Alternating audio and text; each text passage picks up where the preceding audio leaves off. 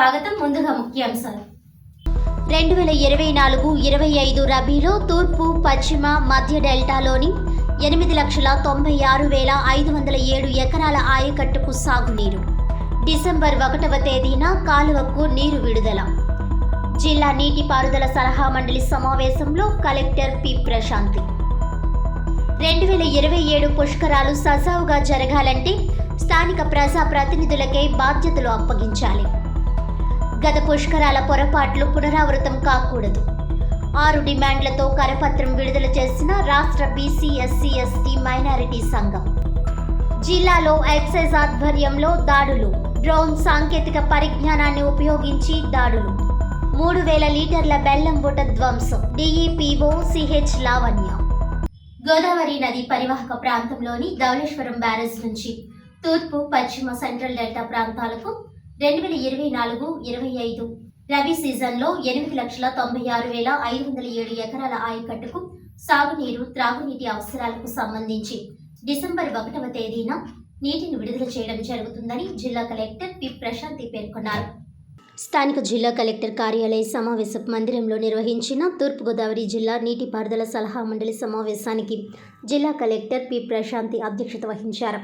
ఈ సమావేశంలో joint collector Chinaramudu, DRO Sitaramamurthy, RDOలు కృష్ణనాయక్, రాణి సుస్మిత, ఇరిగేషన్ అధికారులు పాల్గొన్నారు. ఈ సందర్భంగా కలెక్టర్ పి. ప్రశాంతి మాట్లాడుతూ 2024-25 రబీ సీజన్లో ఆయకట్టు క్రింద గోదావరి డెల్టా క్రింద డిసెంబర్ 1వ తేదీ నుంచి 2025 మార్చి వరకు 8,96,507 ఎకరాల ఆయకట్టుకు సాగు, త్రాగునీరు అవసరాలకు నీటిని విడుదల చేయడం జరుగుతుందన్నారు. ఇందులో భాగంగా తూర్పు డెల్టాకు 2,64,507, పశ్చిమ డెల్టాకు 4,60,000, సెంట్రల్ డెల్టాకు 1,72,000 ఎకరాల ఆయకట్టుకు సాగునీటిని విడుదల చేయనున్నట్లు తెలిపారు. ప్రస్తుతం గోదావరిలో నదిలో 91.35 TMCల నీరు అందుబాటులో ఉందన్నారు. తూర్పుగోదావరి జిల్లా రబీ ఆయకట్టుకు సంబంధించి గోదావరి తూర్పు డెల్టా, కడియం, అనపర్తి, బిక్కవోలు మండలాలకు సంబంధించి 27,001 ఎకరాకు ఆయకట్టుకు, గోదావరి పశ్చిమ డెల్టా క్రింద కొవ్వూరు, నిడదవోలు, ఉండ్రాజవరం, పెరవలి మండలాలకు సంబంధించి 35,710 ఎకరాల ఆయకట్టుకు, తొర్రిగడ్డ ఎత్తిపోతల పథకం ద్వారా కోరుకొండ, సీతానగరం మండలాల్లో 1,650 ఎకరాల ఆయకట్టుకు మొత్తం 64,361 ఎకరాల ఆయకట్టుకు రబీలో సాగునీరు విడుదల చేయడం జరుగుతుందని కలెక్టర్ తెలిపారు. ఎర్రకాలువ, కోవాడ కాలువ క్రింద గోపాలపురం, కొవ్వూరు, తాళ్లపూడి మండలాల్లోని ఆయకట్టు వరదలు, భారీ వర్షాల కారణంగా ప్రతి ఏటా అనేక వేల ఎకరాల ఆయకట్టు ముంపునకు గురవుతున్నాయని, కాల్వలను ఆధునీకరణ పనులు చేపట్టి గుండ్లను పూడ్చివేసి ఏటిగట్ల పటిష్టవంతం చేయాలని సంబంధిత అధికారులను ఆదేశించారు. ఈ సమావేశంలో joint collector S. Chinaramudu, DRO T. Sitaramamurthy, జిల్లా నీటిపారుదల అధికారి జి. శ్రీనివాసరావు, RDOలు ఆర్. కృష్ణనాయక్, రాణి సుస్మిత, జిల్లా వ్యవసాయ శాఖ అధికారి S. Madhavarao, LMC left canal SE Yesubabu, Eluru SE Devaprakash, RWSSE B. Venkatagiri, వ్యవసాయ శాఖ ADలు P. Chandrashekar, DV Krishna, D. Srinivasareddy, BK Mallikarjunarao, irrigation అధికారులు తదితరులు పాల్గొన్నారు. అవన్నీ కూడా 31 డిసెంబర్ కల్లా కంప్లీట్ చేయడానికి మనం ప్లాన్ చేసుకుంటాం మేడం. తర్వాత టర్న్ సిస్టమ్ అది సీజన్ 1 డిసెంబర్ 1 నుంచి వాటర్ డిశ్చార్జ్ స్టార్ట్ చేస్తాం మేడం. సో మీరు రెడీ అది డిసెంబర్ స్టార్ట్ ఆడపల్లి కూడా తప్ప ఎక్కడ డిసెంబర్ 1. సో మీ స్టోరేజ్ కోసం మీకు మళ్ళీ ఎక్స్టెండ్ చేయాలంటే మాక్సిమం 1 వీక్. మన బ్యారేజ్ దగ్గర మనకి అవైలబిలిటీ మనకి రిక్వైర్మెంట్ 91.35 TMC మేడం. మనకి 91.35 TMC కూడా మనకి అవైలబిలిటీ అనేది మనం వర్కౌట్ చేస్తాం మేడం. దీని బ్రేకప్ కూడా మేడం మనకు మెయిన్గా సీనియర్ మేజర్ కంట్రిబ్యూషన్ మేడం మనకు 44.95 TMC మేడం. పోలవరం స్టోరేజ్ నుంచి అప్ టు ప్రెస్ వరకు మనకు 14 TMC మనకి అవైలబిలిటీ ఉంటుంది madam.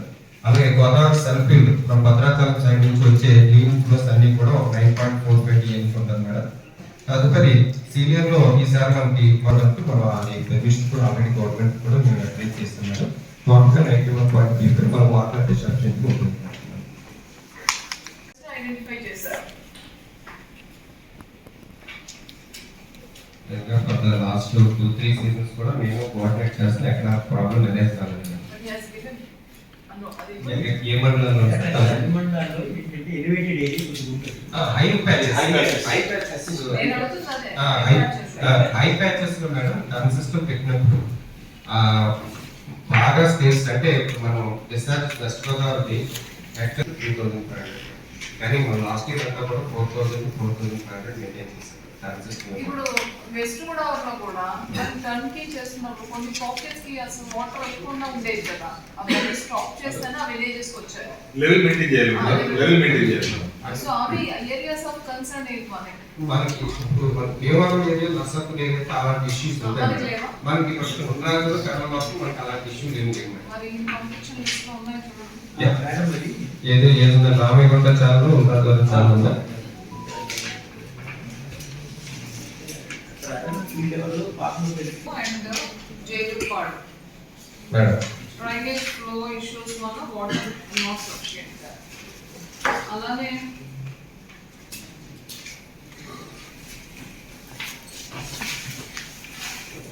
Drain stops in Hukumpeta. రానున్న పుష్కరాల్లో ఎటువంటి ఇబ్బందులు తలెత్తకుండా విజయవంతంగా నిర్వహించేందుకు రాజమండ్రి పరిసర ప్రాంతాల ప్రజాప్రతినిధులకు పుష్కరాల నిర్వహణ బాధ్యతలు అప్పగించాలని రాష్ట్ర బీసీ ఎస్సీ ఎస్టీ మైనారిటీ సంక్షేమ సంఘం నాయకులు కోరారు. సంఘం రాష్ట్ర వ్యవస్థాపక అధ్యక్షుడు సానబోయిన రామారావు అధ్యక్షతన శుక్రవారం నాడు జరిగిన సమావేశంలో 6 డిమాండ్లతో కూడిన కరపత్రాన్ని నాయకులు విడుదల చేశారు. గత కొన్ని పుష్కరాల సమయంలో జరిగిన ఇబ్బందులను దృష్టిలో ఉంచుకొని మరలా అలాంటి అవాంఛనీయ పరిస్థితులు తలెత్తకుండా ఉండాలంటే ఈ ప్రాంతంపై పూర్తి అవగాహన ఉన్న స్థానిక ప్రజాప్రతినిధులకు కీలక బాధ్యతలు అప్పగించాలని సానబోయిన రామారావు కోరారు. ఇది మేమంతా ఎన్నుకున్న మంచి ప్రభుత్వం, పేదలకు మంచి చేసే ప్రభుత్వం. అందుకే ముందస్తుగా డిమాండ్ల రూపంలో కొన్ని సూచనలు, సలహాలు తమ సంఘం తరపున చేస్తున్నామని ఆయన తెలిపారు. బయట నుండి వచ్చిన నాయకులు, అధికారులు ఇన్ఛార్జీలుగా ఉంటే ఏం జరుగుతుందో గత పుష్కరాల్లో తెలిసిందే. అందుకే Rajahmundry MP, Rajahmundry city, rural, Rajanagaram, Kovvur శాసనసభ్యులు, నిడదవోలు నియోజకవర్గానికి ప్రాతినిధ్యం వహిస్తున్న మంత్రి కందుల దుర్గేష్ మధ్య సమన్వయం ఏర్పరచాలని సూచించారు. ముఖ్యంగా రాజమండ్రి సిటీ, రూరల్ శాసనసభ్యులకు కేబినెట్ హోదా పదవులు ఇచ్చి పుష్కరాల బాధ్యతలు అప్పగించాలని డిమాండ్ చేశారు.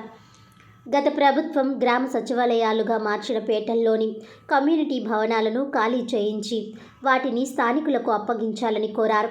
అవసరమైన చోట్ల మరికొన్ని కమ్యూనిటీ హాళ్లు, కళ్యాణ మండపాలు నిర్మిస్తే పుష్కర యాత్రికులకు వసతి సదుపాయం కలుగుతుందన్నారు.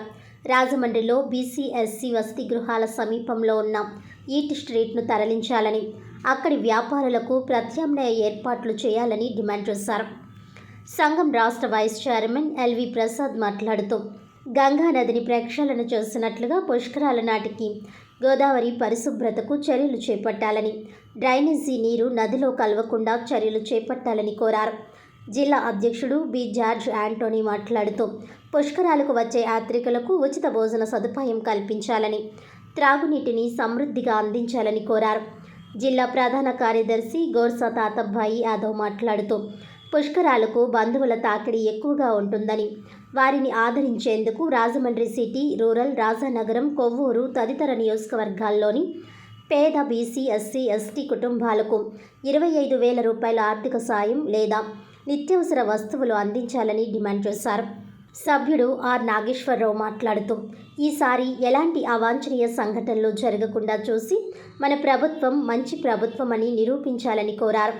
జిల్లా కోశాధికారి గుత్తుల సుబ్రహ్మణ్యం, ఉపాధ్యక్షుడు బత్తిన ఏడుకొండలు, సభ్యులు మట్టపట్టి సత్యనారాయణ, బొక్క సత్యవెంకట ప్రతాప్, కోనాల లాజర్ మాట్లాడుతూ గోదావరి నదిలో కురిసే మురుగునీటిని సముద్రంలోకి మళ్లించే ఏర్పాట్లు చేయాలని డిమాండ్ చేశారు.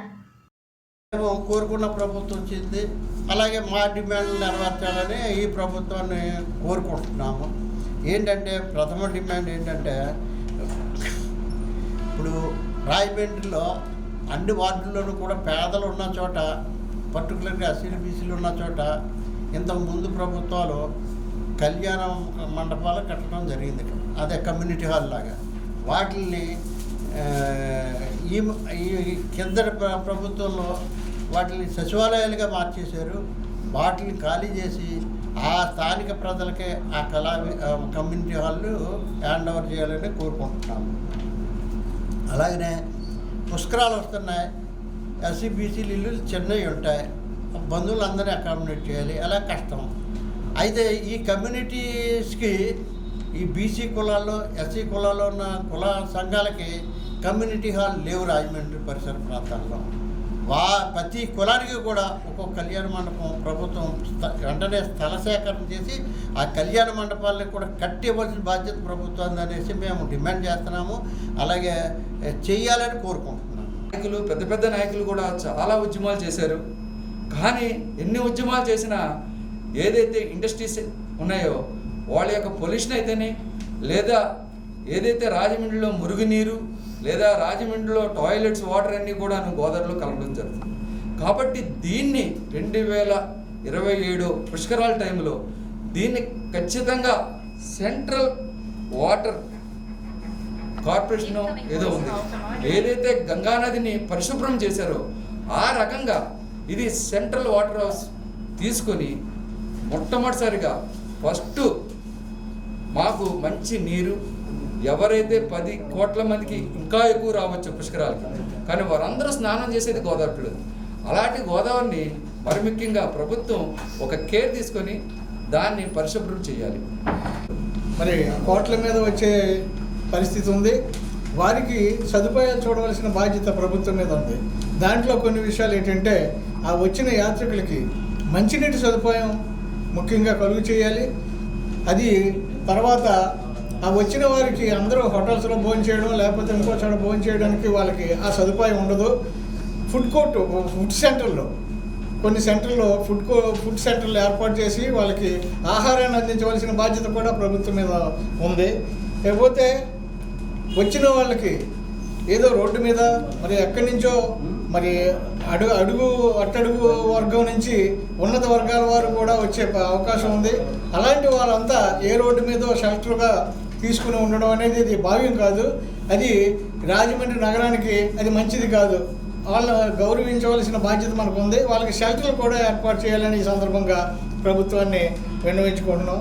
కార్పొరేట్ దోపిడీ, భూస్వామ్య పెత్తనం, కేంద్ర రాష్ట్ర ప్రభుత్వాల నిరంకుశ విధానాలను ప్రతిఘటిస్తూ ప్రజల కోసం ప్రాణాలను అర్పించిన విప్లవకారుల ఆశయాలను సాధించే మార్గంలో ప్రజలను సన్నద్ధం చేయడం కోసమే నవంబర్ మాసమంతా ఉమ్మడి తూర్పుగోదావరి జిల్లాలో గ్రామాన అమరవీరుల సంస్మరణ సభలను నిర్వహించడం జరుగుతుందని ఆంధ్రప్రదేశ్ రైతు కూలీ సంఘం రాష్ట్ర ప్రధాన కార్యదర్శి కర్ణాకుల వీరాంజనేయులు తెలిపారు. రాజమండ్రిలోని అంబేద్కర్ భవన్లో పీడీఎస్యు విజృంభణ జిల్లా కార్యదర్శి శ్రీకాంత్ అధ్యక్షతన జరిగిన అమరవీరుల సంస్మరణ సభకు ముఖ్య అతిథిగా వచ్చిన వీరాంజనేయులు మాట్లాడుతూ బ్రిటిష్ వలస పాలన నుండి భారతదేశాన్ని ప్రజలను విముక్తి చేయడానికి ఝాన్సీ లక్ష్మీబాయి, భగత్ సింగ్, అల్లూరి సీతారామరాజు, కొమరం భీం, ద్వారబంధాల చంద్రయ్య తదితరులు పోరాడి ప్రాణాలర్పించారని అన్నారు. బ్రిటిష్ పాలన నుంచి అధికారాన్ని బదలాయించుకున్న గాంధీ, నెహ్రూ, పటేల్ లాంటి వారు ప్రజల సమస్యలు పరిష్కరించలేదన్నారు. విదేశీ దోపిడీ రద్దు కాలేదని, దున్నేవాడికే భూమి పంచలేదన్నారు. ప్రజలందరికీ కూడు, గూడు, విద్య, ఆరోగ్యం లభించడం లేదన్నారు. ప్రపంచ జనాభాలో 2వ స్థానంలో ఉన్న భారతదేశం ప్రజల అభివృద్ధిలో 112వ స్థానంలో ఉందన్నారు. మోదీ ప్రభుత్వం ప్రజల అసంతృప్తిని పక్కదోవ పట్టించడానికి మతతత్వం, ముస్లిం వ్యతిరేకతను రెచ్చగొడుతుందన్నారు. కేంద్ర ప్రభుత్వం పెత్తనానికి వ్యతిరేకంగా ఉద్భవించిన ప్రాంతీయ పార్టీ లౌకిక అయిన తెలుగుదేశం కేంద్రంలోని బీజేపీతో కూటమి కట్టి చంద్రబాబు ప్రజల నమ్మకాన్ని వమ్ము చేశాడని అన్నారు. మోదీ విధానాలకు వ్యతిరేకంగా గొంతు విప్పిన మేధావులను, ప్రజాస్వామికవాదులను అక్రమ కేసులో ఇరికించి దశాబ్దాల పాటు జైల్లో బంధిస్తున్నారని, ఎన్డీఏ కూటమిలో చేరడం ద్వారా చంద్రబాబు ఈ విధానాలకు వత్తాసు పలకాడని అన్నారు. 100 రోజుల పాలన ప్రజల సమస్యల మీద ఒక్క అడుగు కూడా పడలేదన్నారు. ప్రజల అసంతృప్తిని పక్కదోవ పట్టించడానికి తిరుపతి లడ్డు, దళిత హోంమంత్రి మీద పవన్ విమర్శలు వంటి చర్యలకు పాల్పడుతున్నారని, ఈ విధానాలను ప్రజలందరూ వ్యతిరేకిస్తూ తమ సమస్యల మీద ఉద్యమించాలని అన్నారు. ఈ కార్యక్రమంలో రాష్ట్ర నాయకులు కొండా దుర్గారావు, జిల్లా ప్రధాన కార్యదర్శి బి రమేష్, మడికి సత్యం, డి సురేష్, పీడీఎస్యు విజృంభణ రాష్ట్ర కార్యదర్శి కడితి సతీష్, మహిళా సంఘం నాయకురాలు నిరీక్షణ, డాన్స్ శ్రీను తదితరులు పాల్గొన్నారు. ఆంధ్రప్రదేశ్ రైతు కూలీ సంఘం రాష్ట్ర ప్రధాన కార్యదర్శి కర్ణాకుల వీరంజన్ మాట్లాడుతున్నాను. భూమి కోసం, ముక్తి కోసం సిపిఎం నుంచి విడిపోయినటువంటి చల్ల పుల్లారెడ్డి, తరిమల నాగిరెడ్డి, సారి మోజుందార్ అనేక మంది మేధావులంతా కూడా సిపిఎంఎల్ పార్టీ పెట్టి ప్రధానంగా ఈ దేశం కోసం, ఈ దేశంలో 40 కోట్ల ఎకరాలు భారతదేశంలో ల్యాండ్ సీలింగ్ భూములు, భూదాన ఉద్యమ భూములు, ప్రభుత్వ పౌరంభక భూములు ఉన్నాయి. ఆ భూములు పంచాలంటూ సిపిఎంఎల్ పార్టీ ఏర్పాటు చేసుకుని ఇప్పటి వరకు దాదాపు లేదంటే 8,000 మంది అనారోగ్యంతో అయితేనో ఈ ప్రభుత్వాలకు వ్యతిరేకంగా పనిచేయడం కోసం, ఎందుకంటే ప్రజలకు అనుకూలంగా పనిచేయడం వల్ల దాదాపు లేదంటే 8,000 మంది దాకా బూటకప్పు ఎన్కౌంటర్లో ఈ ప్రభుత్వాలు పట్టణ పెట్టుకున్నాయి. ఇప్పుడు కూడా బాక్సైడ్ తవ్వకాలు, ఏజెన్సీ ప్రాంతంలో బాక్సైడ్ తవ్వకాల కోసం ఈ బూటకప్పు ఎన్కౌంటర్లు తప్ప మరొకటి ఏమీ కాదు. కేంద్ర ప్రభుత్వం దాదాపు లేదంటే ఈ మధ్యకాలంలో 200 పైచల బూటకప్పు ఎన్కౌంటర్లు చేసింది. ఎన్కౌంటర్లు ఖచ్చితంగా ఆపాలి. ఖచ్చితంగా ఈ భూమి కోసం, ఈ భుక్తి కోసం పనిచేసేటువంటి అమరులు ఈ నెలంతా కూడా రాష్ట్ర వ్యాప్తంగా దాదాపు 20 సభలు పెట్టాం. ఏ భూమి కోసం అయితేనే, ఏ ముక్తి కోసం అయితేనో మీరు దేశ విముక్తి కోసం ఇప్పుడు మీ ప్రాణ త్యాగాలు చేశారో మీ త్యాగాలు వృధా కానివ్వం. మీ ఆశయాలు కొనసాగిస్తాం, మీ అమరుల ఆశయాలు కొనసాగిస్తామంటే ఇవాళ రాజమండ్రిలో ప్రధానంగా ఈ సభ పెట్టడానికి కారణం ఏంటంటే ప్రధానంగా 100 మంది రియాజ్ కానీ, రంగవల్లెట్ కానీ, జార్జిరెడ్డి కానీ అనేక మంది 100 మంది ప్రాణత్యాగాలు చేశారు. మీ త్యాగాలు వృధా కానివ్వని ఇవాళ ప్రధానికి సభ ఉద్దేశం. పాత సోమాలమ్మ అమ్మవారి గుడిలో TV5 సారథ్యంలో ఆర్ట్స్ కాలేజీలో నిర్వహిస్తున్న శివపార్వతుల కళ్యాణం సందర్భంగా హిందూ ధర్మ ప్రచార మరియు సత్యనారాయణ శర్మ TV5 బృందం ఆధ్వర్యంలో అమ్మవారి పాదాల వద్ద పూర్ణ కుంభం ఉంచి ప్రత్యేక పూజలు నిర్వహించారు. TV5 సారథ్యంలో ఆర్ట్స్ కాలేజీలో నిర్వహిస్తున్న శివ పార్వతుల కళ్యాణం సందర్భంగా హిందూ ధర్మ ప్రచార మరియు సత్యనారాయణ శర్మ TV5 బృందం ఆధ్వర్యంలో పాత సోమాలమ్మ అమ్మవారి గుడిలో అమ్మవారి పాదాల వద్ద పూర్ణ కుంభం ఉంచి ప్రత్యేక పూజలు నిర్వహించారు. అనంతరం TV5 బృందానికి మాజీ కార్పొరేటర్ గొర్రెల సురేష్ సాలువాతో సత్కరించారు. ఈ కార్యక్రమంలో అధిక సంఖ్యలో భక్తులు పాల్గొని పూర్ణ కుంభాన్ని దర్శించుకున్నారు. అనంతరం పూర్ణ కుంభం ఆర్ట్స్ కాలేజ్ వద్ద జరుగుతున్న హోమంలో వేశారు. ఈ కార్యక్రమంలో మహిళలు అధిక సంఖ్యలో పాల్గొన్నారు. 57వ శ్రీ శ్రీ విరాట్ పోతులూరి వీర బ్రహ్మేంద్ర స్వామి వారి నవరాత్రి మహోత్సవాల సందర్భంగా KVR స్వామి రోడ్డు వద్ద వీర బ్రహ్మేంద్ర స్వామి అఖండ దీపారాధన జరిగింది. శ్రీ శ్రీ విరాట్ పోతులూరి వీర బ్రహ్మేంద్ర స్వామి వారి 57వ నవరాత్రి మహోత్సవములు KVR స్వామి రోడ్డు వద్ద గురువారం సాయంత్రం వీర బ్రహ్మేంద్ర స్వామి అఖండ దీపారాధన జరిగింది. శ్రీ గోవిందమాంబ సమేత శ్రీ శ్రీ పోతులూరి వీర బ్రహ్మేంద్ర స్వామి ఉత్సవాలను పురస్కరించుకొని ఈ సందర్భంగా కమిటీ అధ్యక్షులు గండే భక్తుల శ్యామ్ మాట్లాడుతూ గత 56 సంవత్సరముల నుండి శ్రీ స్వామివారి ఆరాధన ఉత్సవములు ఎంతో వైభవంగా జరుగుతున్నాయని, ఈ ఉత్సవములు ప్రతి సంవత్సరం రాజమండ్రి నగర మరియు రూరల్ స్వర్ణకారుల సంఘం, Shri Suvarna Vartaka Sangham, silver jewelleries manufacturing workers union, KVR Swami road friend circle, Vivekananda friend circle, Kamakshi friend circle మరియు భక్తుల సహాయ సహకారంతో జరుగుచున్నాయని మరియు 29వ తేదీన స్వామివారి ఊరేగింపు, వచ్చే నెల 8వ తేదీన అన్న సమారాధన జరుగుతాయని అన్నారు.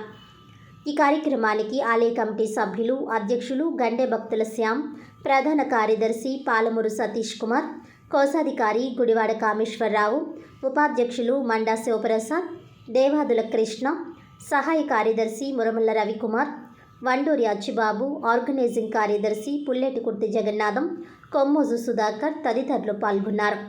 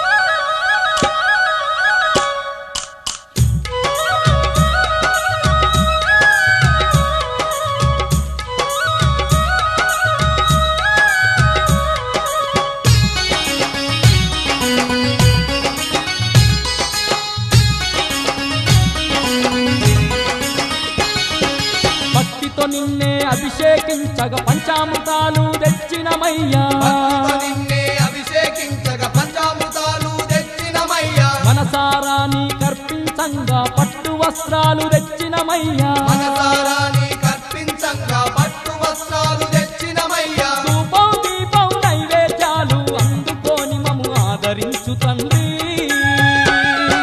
సర్వశక్తివంతుడవు నీవయ్యా శ్రీపోతులూరి గురు వీర బ్రహ్మం మా సర్వస్వం నీవని తలచి నిన్ను దర్శించగ వచ్చినాము స్వామి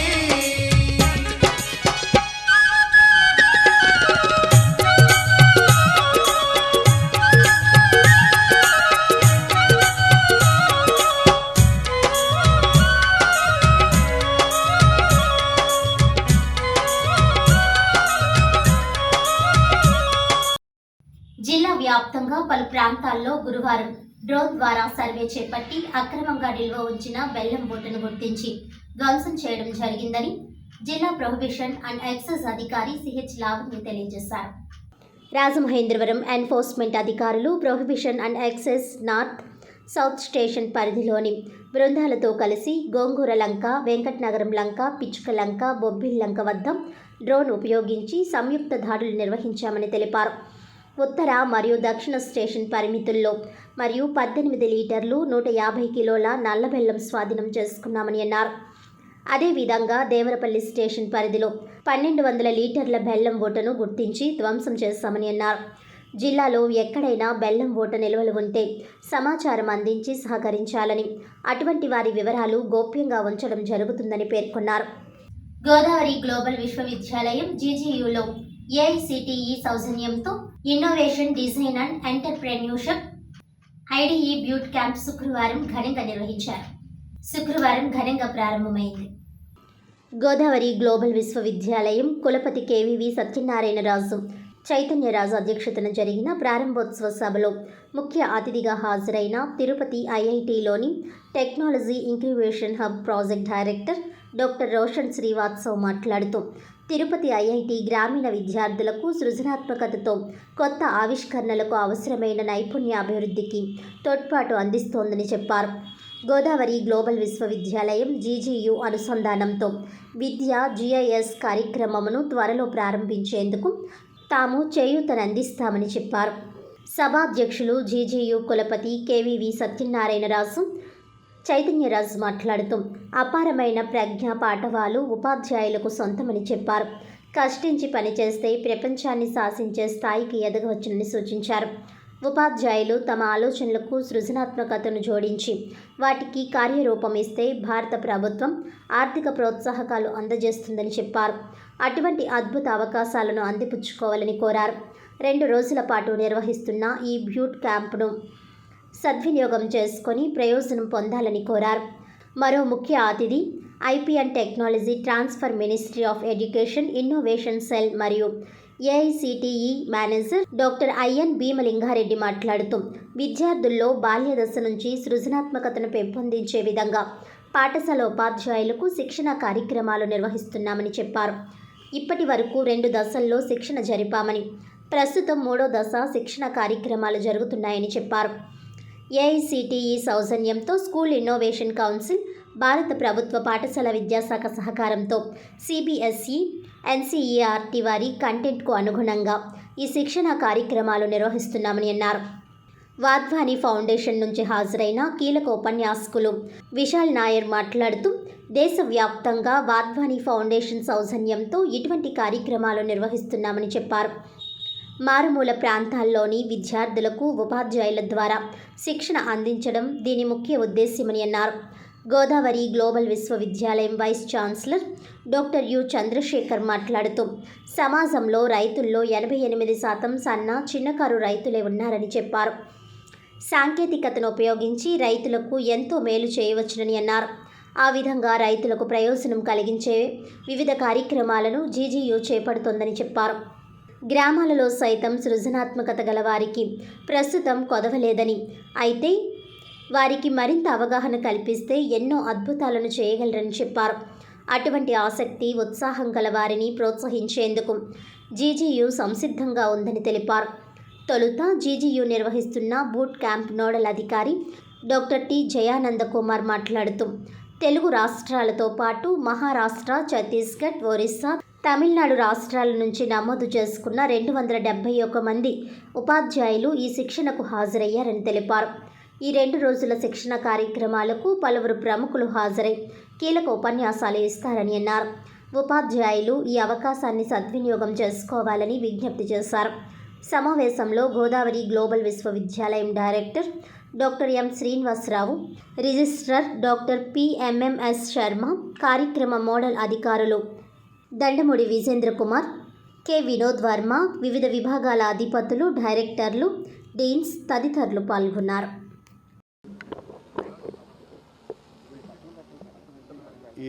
ఈ రోజున జీజీయూలో మనకి AICTE, department of school education, prime minister గారి ఇనిషియేటివ్ తోటి ఒక పెద్ద కార్యక్రమం 2 days పాటు ఇక్కడ ఐఐటి తిరుపతి, అలాగే వాద్వాని ఫౌండేషన్, ఏఐసిటి రిప్రజెంటేటివ్స్ అంతా వచ్చారండి. ఇక్కడ మనకి ఈ ఇన్నోవేషన్, డిజైన్, ఎంటర్ప్రెన్యూర్షిప్ కోసం అని చెప్పేసి వర్క్షాపు చాలా ఇనిషియేటివ్ తీసుకుంటున్నాం గోదావరి గ్లోబల్ యూనివర్సిటీలో. దాదాపు ప్రభుత్వ పాఠశాల నుంచి హై స్కూల్ టీచర్స్కి చేసినటువంటి కార్యక్రమం ఇక్కడ. ఇది ఇండియాలోనే ఇప్పుడు వేరియస్ ప్లేసెస్ చేస్తుంటారు. మన ఫస్ట్ మనకు తెలుసున్నటువంటి ఎక్కువ మంది ఉపాధ్యాయులు అటు ప్రభుత్వం కానీ దాదాపు ఈరోజు 200 మందికి ఇస్తే కనుక 150, 160 అలా వస్తుంటారు. ఇది 5 రాష్ట్రాల నుంచి వచ్చారు కొంతమంది ఉపాధ్యాయులు.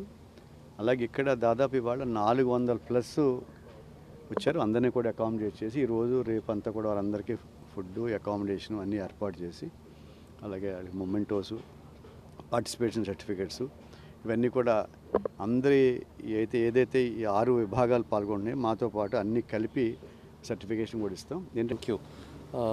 ఐఐటి తిరుపతి నుంచి మేము కొన్ని టెక్నాలజీ ఇన్నోవేషన్ హబ్ ఉంది మాకు. అది జిఐఎస్, రిమోట్ సెన్సింగ్, జీపీఎస్ అలాంటి ఏరియాస్లో చేస్తున్నాము. సో మేము జీజీయూ యూనివర్సిటీతో కలిపి విద్యా జిఐఎస్ అనే ప్రోగ్రామ్ ఫస్ట్ టైం డిస్ట్రిక్ట్లో పైలట్ ప్రాజెక్ట్ లాగా చేస్తున్నాము. అన్ని స్కూల్ టీచర్స్, స్కూల్ స్టూడెంట్స్తో, వేరే ఇంజనీరింగ్ కాలేజెస్ స్టూడెంట్స్తో కూడా ఇది ఒక హబ్ అండ్ స్పోక్ మోడల్లో జీజీయూ స్పోక్ లాగా చేసుకొని మేము ఈ ప్రోగ్రామ్స్ చేస్తాము. సెకండ్ ఇంపార్టెంట్ కాంపోనెంట్ ఏంటంటే నావిక్కి సంబంధించిన research, R&D plus implementation GGU university ముందుకు వచ్చింది ఇక్కడ. So we are very happy to collaborate చేసి వాళ్ళతో ఇంప్లిమెంట్ చేయడానికి ట్రై చేస్తున్నాం ఇక్కడ. అండ్ అలాంటి వేరే అన్ని చాలా ప్రోగ్రామ్స్ ఉన్నాయి national mission interdisciplinary cyber physical సిస్టమ్స్లో. ఛాన్సలర్ గారు ఇందాక మెన్షన్ చేసినట్టుగా మినిస్ట్రీ ఆఫ్ ఎడ్యుకేషన్తో కలిసి ఇది ఇన్నోవేషన్కి సంబంధించిన 2 రోజుల ప్రోగ్రామ్ అండి. ఇందులో భాగంగా వాద్వాని ఫౌండేషన్ నుంచి వచ్చిన ఎక్స్పర్ట్స్, తరువాత టెక్నాలజీ బిజినెస్ ఇంక్యుబేషన్ సంబంధించిన 3-4 CEOs, టీచర్స్కు తర్వాత స్టూడెంట్స్కు ఇన్నోవేషన్కి సంబంధించిన గైడెన్స్ ఇవ్వాలనే ఉద్దేశంతో ఈ ప్రోగ్రాం చేస్తున్నామండి. ఇన్నోవేషన్ అంటే కేవలము పెద్ద ఇన్స్టిట్యూషన్సే కాదు, చిన్న పిల్లలు, చిన్న స్కూల్స్ నుంచి కూడా ఒక విధమైన వారి ఆలోచన సరళిలో ఒక గొప్పటి ట్రాన్స్ఫర్మేషన్ చేయాలి అనే ఉద్దేశంతో ఈ ప్రోగ్రాం చేస్తున్నామండి. వాతావరణంలో కలుషితానికి సంబంధించిన ప్రాబ్లమ్స్ కావచ్చు, నీటిలో గుర్రపు డెక్కలు ఉన్న ప్రాబ్లమ్స్ కావచ్చు, లేదా మనకు ఇప్పుడు అతి పెద్ద సమస్య ఏంటంటే ఇక్కడ aquaculture ponds east and west గోదావరిలో థౌజండ్స్లో ఉన్నాయండి. వార్తలను ముఖ్యాంశాలు మరోసారి. 2024-25 రబీలో తూర్పు, పశ్చిమ, మధ్య డెల్టాలోని 8,96,507 ఎకరాల ఆయకట్టుకు సాగునీరు. డిసెంబర్ 1వ తేదీన కాలువకు నీరు విడుదల. జిల్లా నీటిపారుదల సలహా మండలి సమావేశంలో కలెక్టర్ పి ప్రశాంతి. 2027 పుష్కరాలు సజావుగా జరగాలంటే స్థానిక ప్రజాప్రతినిధులకే బాధ్యతలు అప్పగించాలి. గత పుష్కరాల పొరపాట్లు పునరావృతం కాకూడదు. 6 డిమాండ్లతో కరపత్రం విడుదల చేసిన రాష్ట్ర బీసీ, ఎస్సీ, ఎస్టీ, మైనారిటీ సంఘం. జిల్లాలో ఎక్సైజ్ ఆధ్వర్యంలో దాడులు. డ్రోన్ సాంకేతిక పరిజ్ఞానాన్ని ఉపయోగించి దాడులు. 3,000 లీటర్ల బెల్లం బుట్ట ధ్వంసం. DEPO CH Lavanya. ఈనాటి వార్తలు ఇంతటితో సమాప్తం. తిరిగి వచ్చే బులెటిన్లో మళ్ళీ కలుద్దాం. అంతవరకు సెలవు. నమస్కారం.